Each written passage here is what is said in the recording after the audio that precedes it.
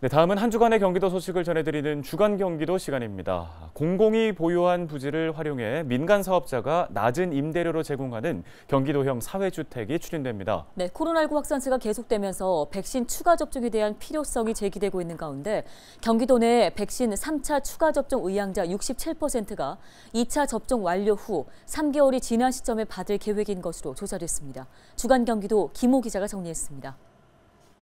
경기도가 도민 주거 안정을 위해 임대주택의 문제점을 보완한 사회주택을 공급합니다.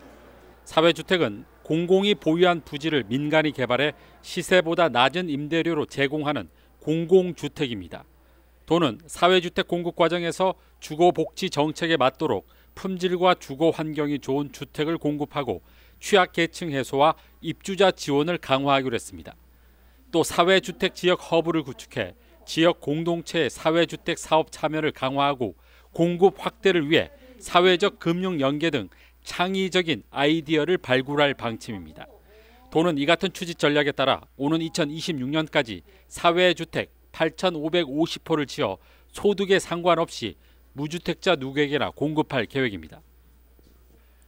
코로나19 백신 3차 추가 접종을 희망하는 경기도민 3명 가운데 2명은 2차 접종 후 3개월이 지난 시기에 접종을 받을 계획인 것으로 나타났습니다.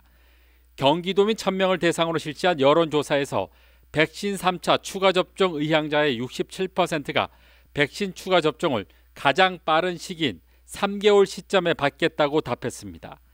4, 5개월 여유를 두겠다는 25%, 6개월이 되는 시점에 맞겠다는 7%로 나타났습니다.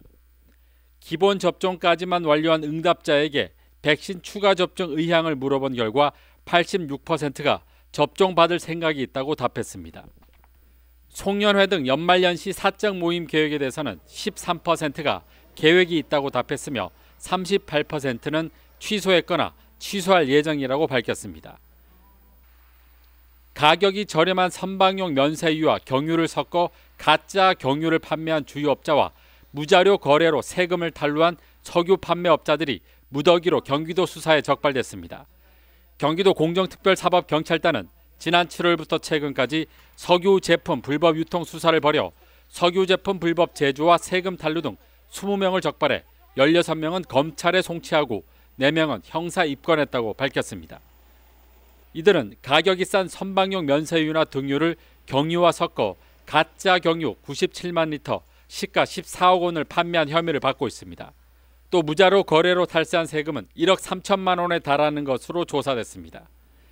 경기도 특사경은 유류 가격이 올라가면서 가짜 석유 유통이 기승을 부릴 것으로 보고 단속을 강화하기로 했습니다.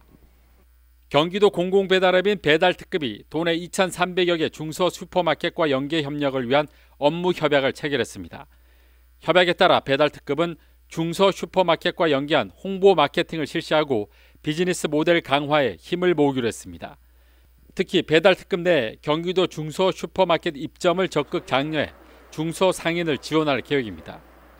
또 세부 실행 절차 수립과 운영을 위해 공동실무협의체를 구성하고 공동실무협의체는 앞으로 한국슈퍼마켓연합회가 진영한 회사와 경기도 주식회사 간에 체결한 계약을 통해 구체화할 계획입니다. 헬로티비 뉴스 김호입니다.